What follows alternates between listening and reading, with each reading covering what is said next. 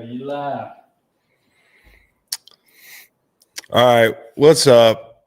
I'll just come out and say I just lost my ass on that football game. oh my God. I mean, we're good on the year. We're good on the month. We're good on, but on the Sunday went up in flames. You assess the damages and you push all your chips onto the otherworldly quarterback playing this evening, Patrick Mahomes, and hope for the best. We'll see what happens in that game. That was unbelievable. And you know, I have this debate with people sometimes, like, is Matthew Stafford a Hall of Famer? He's better than some guys who are probably in the Hall of Fame. I mean, that dude is unbelievable. McVay, unbelievable. And my dumb ass, I had to, I just one of those things where I'm just like, let's have a fun little Sunday. It wasn't the right play. Everything on earth was telling you it was the Rams. And, luckily we got something on the over there, because if there was one way the Rams were going to beat the Bills, it was going to be scoring points. And so, we had a thriller on our hands this Sunday. And for most of the game, it was just frustrating as hell if you're rooting for the Bills and that sort of thing, because to go on the road, to play a team like that, whose back is absolutely against the wall, you know what you're going to get. You're going to get their best. I thought they'd be able to run the ball a little bit better early on in the game. I thought that would have given them more control, although they really didn't need it with the way Josh was largely playing, but he did miss his opportunities early at times. But the whole point is Stafford, Puka, and Kupp kind of in that order now when it comes to the Rams offense. And don't forget the running backs and the run game and the offensive line, who protected very well. That was one of the most disappointing parts of that game, if you're watching the Bills, is like they could not get pressure with 4, right down to that 3rd and 17, which we'll get to. But these guys, man, especially Stafford and McVay and Kupp too, it's like our favorite TV show that they keep saying it's the last season, they're going to cancel. And these guys are like, nah, we're not canceling the show at all. How many times have dumbasses like me thought, and I haven't thought they were cooked this year at all. Like, this is a good football team when you have that many weapons on offense and a quarterback like that and a defensive line who's starting to play like they have a fighter's chance. But from a macro standpoint, at different times, like I've thought they were done. Like a couple years ago, I mean, they've been pulling fast ones on people, playing possum. Some people like me at different times saying, hey, trade some of the assets away. They just refuse to let this chapter die. And I think it's because they know what they have. If Matt Stafford can look like that any given Sunday, they can beat anybody. And of course, like with as much zone as the Bills play and some of the matchups they had, it was going to be a long day no matter what, but they could not get off the field. It was like they were 9 of 10 on 3rd down at one point. So, it's watching the Rams is like a movie, dude. It's LA. It kind of reminds me of a movie. It's like they're movie characters. Like you can't kill them off. Like they just keep surviving. It's unbelievable. It was an awesome, awesome showing from that group whose backs were absolutely against the wall. And the worst thing is, like, Sean McDermott, as much as I like Sean McDermott, the defensive coach and the head coach, just not today. They go into the half down 10. And I'm thinking to myself, damn, it's like the worst possible thing when I feel like McDermott's out-dueled. If you have the two locker rooms side by side and they're drawing up plays and they're making adjustments, and people can say adjustments aren't that big a deal at half. I think they are. McVay is like, he's Chef Gordon Ramsay. Seriously. And McDermott's great. He really is. Today he was not as a head coach, in my opinion. Number one, defensively, they couldn't get a stop. They couldn't get off the field. I wish I had something more constructive to tell a team that couldn't rush the passer. And, Stafford dropping dimes like he was dropping, and Puka making catches. Like, it's like Brady said, there's no defense for a perfect throw and a great catch in a lot of situations. And that's what they dealt with. lot of DPIs, a lot of, laundry on the field. But I think, to me, the times that the Bills botched their opportunities, number one, you can't go on the road and get a punt block. That can't go for a touchdown. That sinks most teams, just that alone. But they had an opportunity to fight back into this game, and I think even as much as they did, they missed their big opportunity at the turn, at the half, the middle eight. I always talk about the middle eight and how important that is. It's 4 minutes before the half, 4 minutes after the half. Any head coach knows that. Hopefully most players know this is the most important time in the game, other than like the final 2 minutes of the football game or whatever it is, the first drive. This is a key moment in the game. And to me, there were a couple mistakes. I thought that the Bills were way too nonchalant on the 3rd and 2 that preceded their punt before the half, down 10, with an opportunity to, the next time Stafford touches the ball, he could be down 4. Instead, you rush up to the ball with 1:15 to go, and you don't have your best play. Instead of taking your time, getting set, probably running the football, because if you pick up, 4.5 feet, you're going to get the last foot and a half. Like, fucking just run the ball or get in your best play. Take your time. Instead, you rush. You have to punt. So you're giving up the opportunity for the 2-for-1. Now what do? You get it out of the half. And Josh missed the throw a little bit, but Shakir's got to catch that ball. He knows that. He had a fantastic second half. He almost made up for it. But that's the turn. And then so next thing you know, Cooper Kupp's catching that ball a couple possessions later off his leg in double coverage, and it feels like it's insurmountable, but it's not, because Josh Allen, as much as any quarterback couldn't have lost, he has some losses where you're like, I can't blame really almost anything on you in this game. I know that like some people just don't like Josh and they get sick of the way we glaze Josh, but the fucking guy threw for like 6 touchdowns, 5?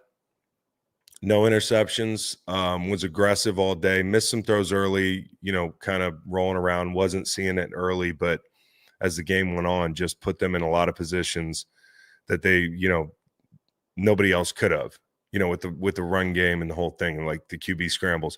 So, and the second big mistake I think that they had was the end of the game. There were really 2 or 3, depending on how you look at it. As the Rams get to that 3rd and 7 or so before the decisive 4th and 5 by way of a 3rd and 17 penalty, the whole thing, they're up 3 at this point. A touchdown pretty much makes this thing a miracle situation. A field goal is going to give the ball back to Josh Allen down 6. And I think that's the undertone that, who knows what McVay would have done on 4th and 7. But I thought he might kick at that point. And some people say he went on 4th and 5, and maybe you're right. But only McVay knows what he would have done on 4th and 7 or 4th and 8 or whatever it was.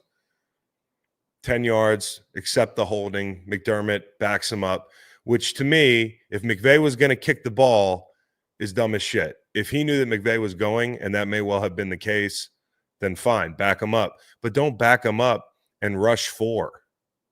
You haven't been getting pass rush all day. You play soft. You set him up for a 4th and 5. It's almost like you backed him up, because if you backed him up, then you probably knew they were going for it. If you know they're going for it, they're going to go for it on 4th and 5. So why give up 4th and 5? Why aren't we defending it like it's a 3rd and 7, like it's a 4th and 7? It is 3rd and 17 now, but they fall forward for like 12 yards because the middle of the field's kind of just vacated. So for me, then 4th and 5, the Rams jumped off sides, like false start. They missed that thing. You can also say that Mac Hollins held somebody on. I think it was the Ty Johnson touchdown. I forget which one it was, but calls go both ways. That's a big spot for a call not to go their way. I think there was also a reason to believe late in the game that Cooper got tugged a little bit, but like, hey, the Rams won that damn game fair and square. And there's a lot of calls that went Buffalo's way. You could say, hey, the Verse penalty went Buffalo's way early. It wasn't Verse, it was Young on the sideline. I actually think that was a penalty. I understand why people get frustrated looking at it. It's not so much the timing. As a rusher, had I made that hit on the sideline, I would have said, shit, they're going to flag me. And it was because you have time to lay off, and instead you kind of dip your shoulder and you really make forcible contact to the head and neck area. I believe. Now, I'm just making the point that the calls go both ways. So we end up with that 4th and 5. Obviously, you bring the blitz, which you probably should have done on 3rd and 17. And here we are. And, Josh gets all the way down the field. And this is the one I wanted to break my TV like Cowboys fan. McDermott robbed us of just one more opportunity for this defense. Like, statistically, it's damn near impossible to not get them off the field the next one. It's like, you haven't gotten them off the field all day. Maybe you'll get a stop here. But I kind of hated – no, I didn't kind of hate it. I capital H hated it. I tell my kids you shouldn't hate anybody. Hate's a strong word. In that moment, I hated Sean McDermott when he ran up to the ball because the fucking clock was stopped at the 1 yard line, and you're down 2 scores. You're going to have an opportunity to, with all your timeouts that you've been saving the whole damn possession. You've been saving the timeouts the whole possession, trying to get to 1-score ball game. You get down to the 1 yard line. You line up, sneak Josh Allen. Oh, fuck. What happens if he doesn't get in? McGovern's just laying there. We're like, what are we doing? McDermott takes a couple seconds. Is like, yeah, well, fuck it. Let's just burn one of these timeouts and effectively make it, as Tom Brady pointed out, an onside kick game, which if you look at the statistics of that happening, it's astronomically low. What, 3%? 7 on the broadcast. I call bullshit. I think it's 1%, dude. It's not even good in Madden, okay? So when you turn that game into an onside kick game, you take the ball out of Josh. You give your defense an opportunity. I don't care if you're going to say they're going to try to pick it up. Well, look how close you've been. You did not need that 15 seconds it would have took to line up and do the same thing again, because that's what you did. You took a timeout and then came back out and sneaked, bro. It was like, what are you doing, bro? What are you doing? Now, none of this matters if you don't get a block punt. None of this matters if you play better defense in the back end. Listen, this doesn't affect where I think the Bills can go. And this also is a statement from the Rams, which is we're not dead. And we're hard to kill. Like some cockroaches, man. And I mean that as a massive compliment. You cannot kill these guys, man. Try everything. You can't kill them. Can't kill him. And the guy that totally flipped the game was some guy named Long on the Rams. I was getting texts how about Long making the play? I'm like, well, not today. But cool, good for him. It's just one of those things. Yeah, good for Hunter Long. That was a great play. So anyways, that game was incredible. I can't wait to talk about it more tomorrow. But just great quarterback play. Great quarterback play. Unbelievable. Josh has got some losses now where he couldn't have done anything else. I mean, wow. So, I don't know what else to say about the damn game. I wish there was – I'm not going to talk about a single defender. No show. Everybody, both sides. It just was insane. The other game, the Eagles game, which – this Carolina team, if you've been watching them, they've been muddying up some damn football games, and Bryce has been playing well. And that game was bookended by 2 plays on deep balls where his receivers let him down. And I think that if he has better receivers on the field, not named Adam Thielen, who played his ass off, they probably win that game. Now, that should never be the case, playing a football team like the Eagles. As stacked as that roster is, that should never be the case. And I'm looking at one guy today, just today. It's like when you call somebody a name and you say, you're not, but you're being. Jalen's not a bad quarterback, but today he was being a bad quarterback. But if I see it a couple more times, I mean, that was not good. That was not good. I like being fair to Jalen because I think he's done a hell of a lot.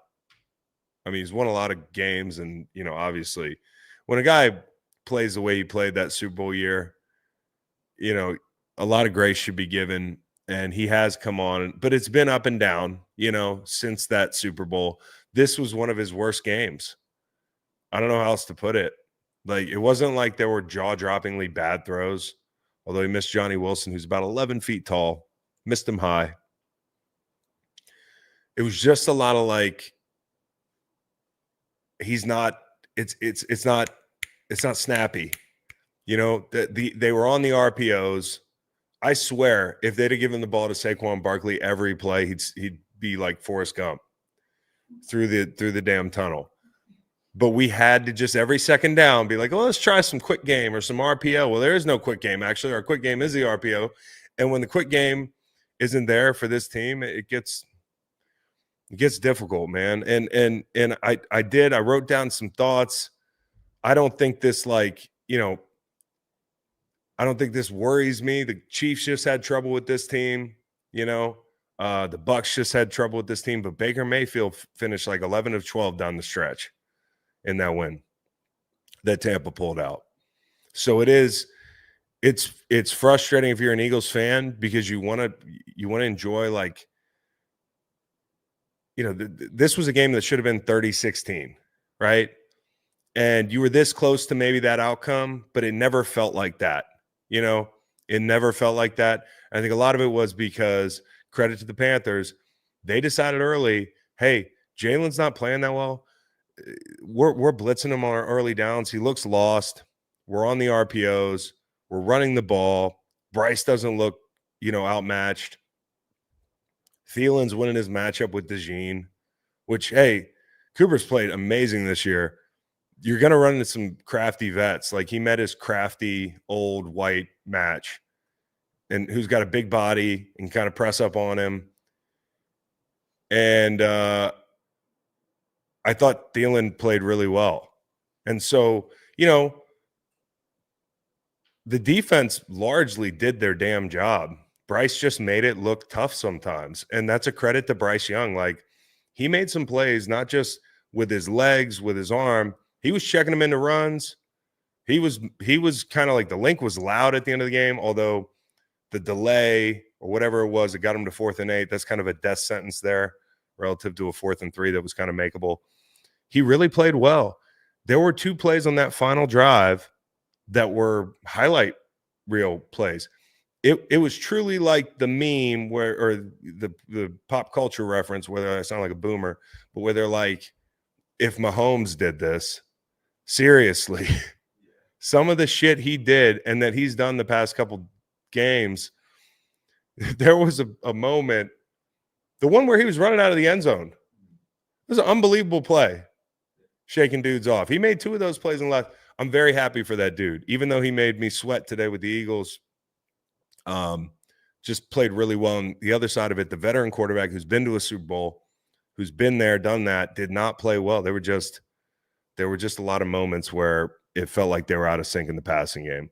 And I think AJ said something after the game like, what do we need to improve on? The passing game. And I don't think he's taking a shot at the QB. I think he's taking a shot at the whole operation. Like, it just did not look crisp, and you want it to look a lot better than that. Okay.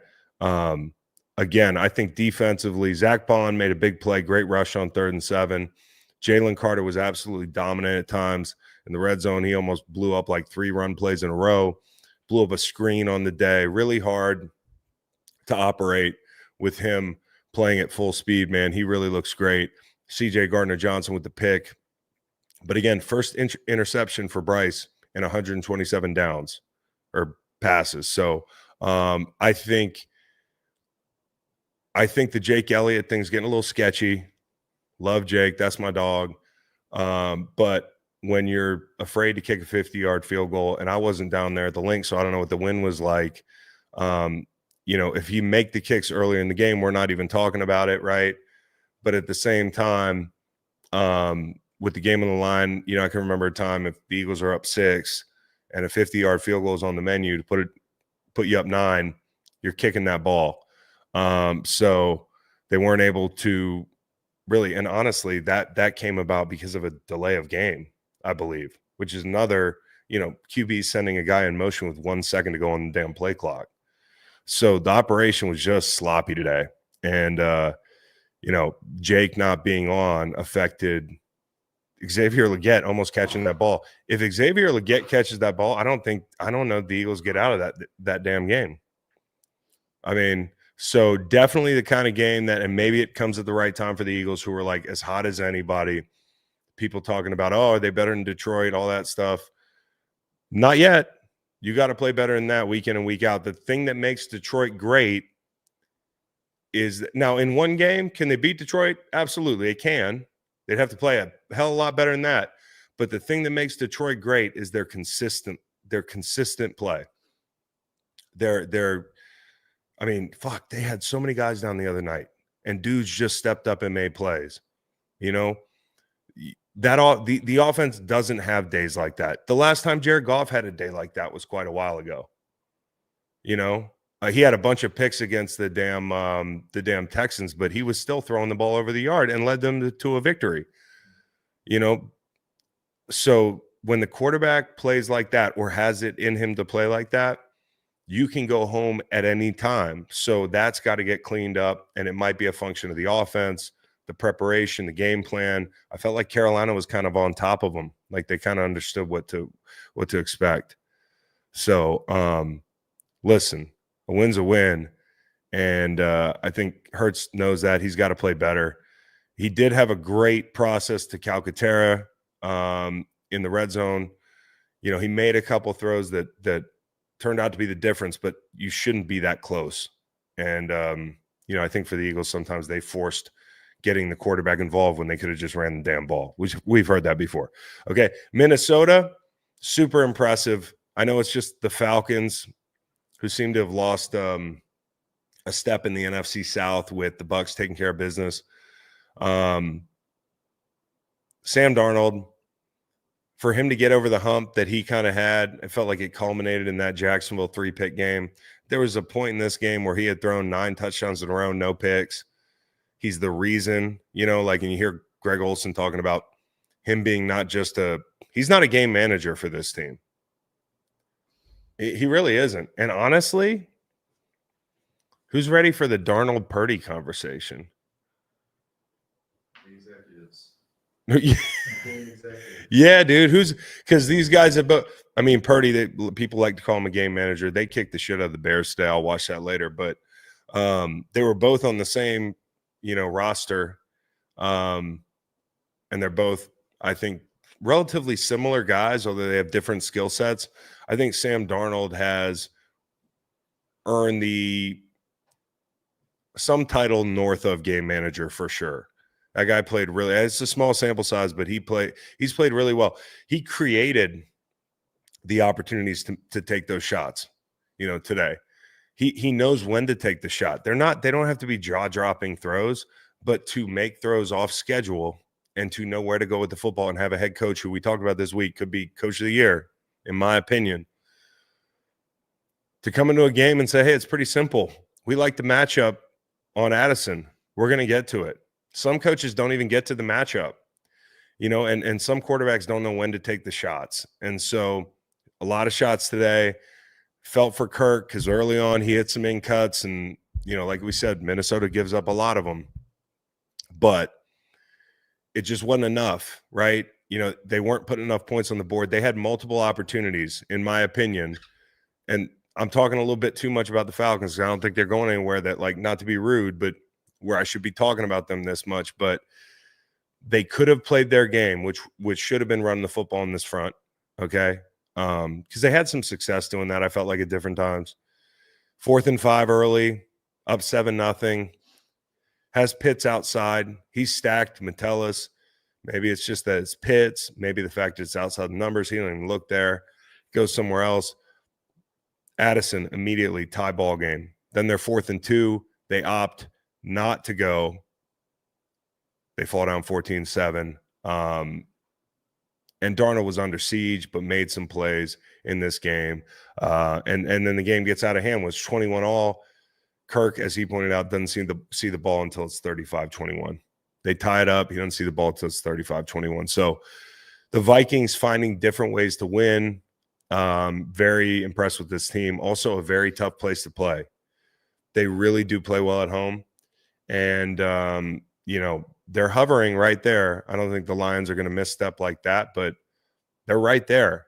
And they're going to play some games at home in this playoff this year. So Darnold's been a big part of it. Listen, that was wild. That was just wild. That Bills game was wild. I don't even know. Like, I'm not even mad. Do you think it hurts any of the Bills' confidence going into next week with the Lions? No, honestly, probably the best thing that could happen to them.